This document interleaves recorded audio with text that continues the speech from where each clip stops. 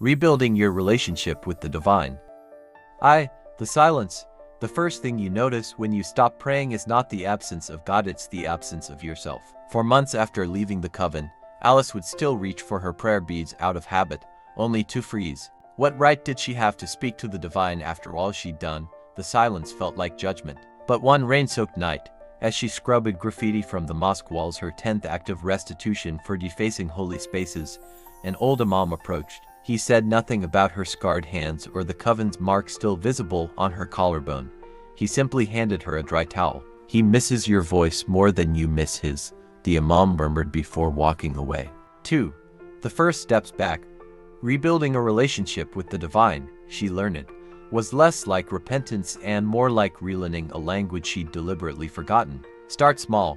She began with secular gratitude lists, 3 things each dawn before daring to address them to God. Day 1. The ache in my hands means I can still feel. The nightmares mean I still dream. The guilt means I'm alive to change. Sacred spaces reclaimed. Turned her cramped apartment bathroom into a sanctuary. Salt lamps for the migraines. A thrifted rug facing Mecca. No mirrors. The coven had taught her to hate reflections. Rituals without magic. Boiling mint tea became her new offering. No spells, just the act of sharing with neighbors. Counting prayer beads without indications, just the weight of each one between her fingers. 3. The divine paradox. The breakthrough came unexpectedly. A runaway from the coven, a girl no older than Alice had been showed up at her shelter with 3rd-degree burns from a botched ritual.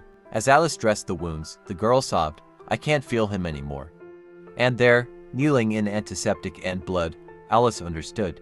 God had never left. The silence wasn't abandonment. It was the universe holding its breath, waiting for her to stop performing and start being. That night, she prayed for the first time in years, not with holy words, but with raw honesty. "I don't know how to love you anymore. Teach me." The answer wasn't a voice. It was the sudden scent of her grandmother's rosewater perfume. 4. The new connection. Alice's relationship with the divine now bears scars, and that's its strength. Prayers are shorter, messier. "I'm angry today. Help me." Scriptures read sideways. She relates more to Jonah in the whale than the prophets on pedestals. Miracles look different. The way her hands steady when holding a victim's hair back as they vomit curses. How the shelter's pantry somehow always has just enough. She no longer asks for signs. She becomes one. The invitation. What's one small way you've rebuilt faith after doubt? Like if you've known holy silence. Share for those still finding their way back. Follow at Toki for more stories of imperfect devotion.